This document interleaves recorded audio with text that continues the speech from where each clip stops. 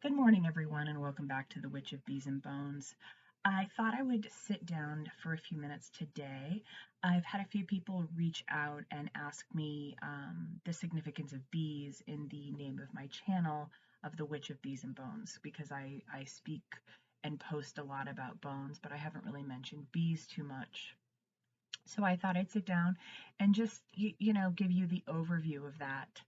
Um, Bees are very sacred animals to me. They always have been. I've had some pretty cool experiences with bees and wasps. When I was trying to make the name, come up with a name for my channel, there's so many things nature-wise that I love.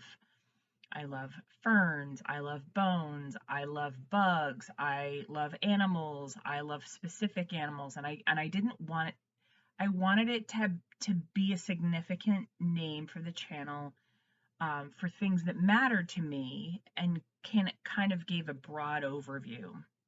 But I didn't want to, be like the witch of bees and bones and mountain lions and trilliums and foxglove, the whole thing, because, wordy. So I stuck with bees and bones because I like the way it sounded, and it's very representative of me and the things, like the kind of the bones of what matters to me. Um, I really enjoy gardening, and bees, we don't have pollination for the most part. There are a few other insects that help with pollination, but the bulk is done. Um, there's actually other insects, other creatures as well. Some bats do that, but not where I live. That's a tangent. But bees are just really beautiful little creatures, and I've been lucky enough to have some really special experiences with them.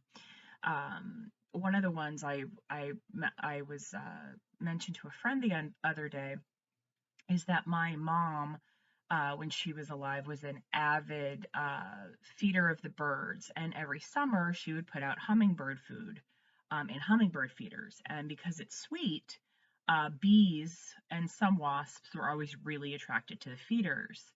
And many, many times, and as she got older, I took over some responsibilities for her, and I would go to the hummingbird feeders to empty them and clean them and then refill them. If you don't clean them, um, like every few times, they can get bacteria, which isn't great for the hummingbirds or the bees or anything else, but that's another side tangent.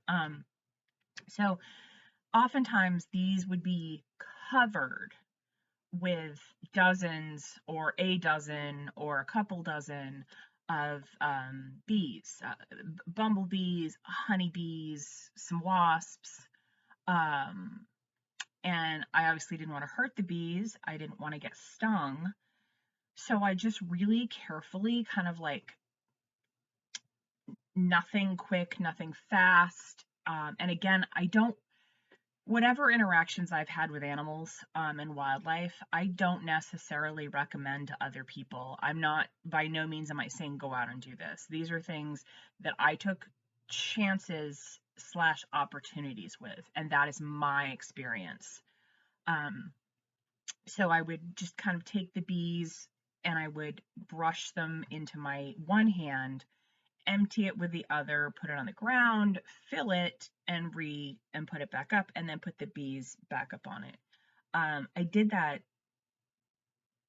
God, over the years, dozens, if not probably like hundreds of times. I never, ever, ever, ever got stung. The only time I can recall being stung, and it wasn't even by bees, it was by ground hornets, is when I was very, very little. Um, I was playing in the ground or on the ground, and ground wasps came up and stung me. I don't my That's not true. I've been stung by a honeybee once. I'm sorry, by a bumblebee once, and it hurt a lot.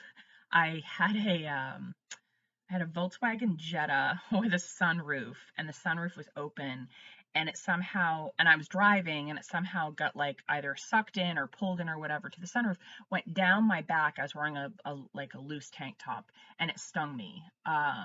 And it hurt, but I also get it. This thing was terrified. And I think that most of the time when animals react, it is because they're afraid.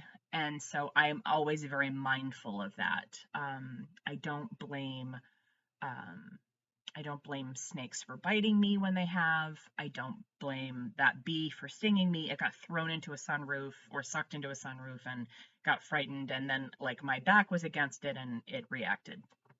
Um, I think it's not fair to get upset with an animal for doing what's in its nature to do, so to speak. I also, as you know, love oracle cards, and I've realized that some of the oracle cards that I use regularly have bees in them. And I was just going to share some of these with you. So this is from my Woodland Wardens deck. I also love pomegranates. I had a cat once named Clementine Pomegranate. Um, so that's, you know, they're just industrious little creatures. And then this one is from the Botanical Oracle, so the honeybee. And this is the deck that I talked about in my last video.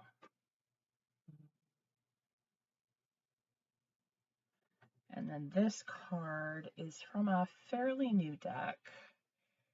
Actually, well, I've had it for a few months now. And I wish I could remember the name of it. I should have written it down. It's Mystic something. I'll link all these below anyway. I'm still getting to know this deck. It might be one of those decks that I really, really enjoy the imagery, but I just don't connect with the deck that much. But we're trying to get to know each other. I really like the self-sufficiency of bees. I like the industry of bees, how industrial they are, how self-sufficient they are, how everybody works together to keep a hive going. The reason that their honeycombs are, well, I don't know the reason necessarily why their honeycombs are hexagonal, but it's the most efficient shape, so there's no wasted space. You know, circles, there would be the space in between and all of that. So that's just always been very interesting to me, and I think they're pretty remarkable creatures. And I don't know if any of you have had a chance to kind of watch them working. I have some pictures on my personal Instagram of bees with their back legs just laden with pollen that they've picked up, and they're very efficient and they're very busy.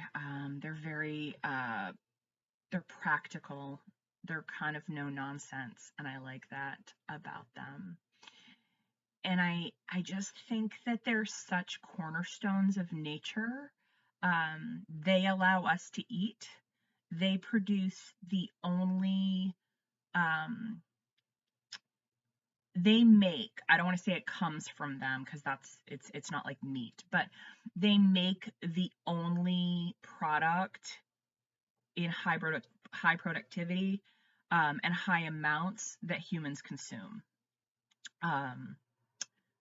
by their industry, not by their body per se, which is interesting. And I'm not a vegan, and I love some honeycomb candles, which I just ordered some on Etsy.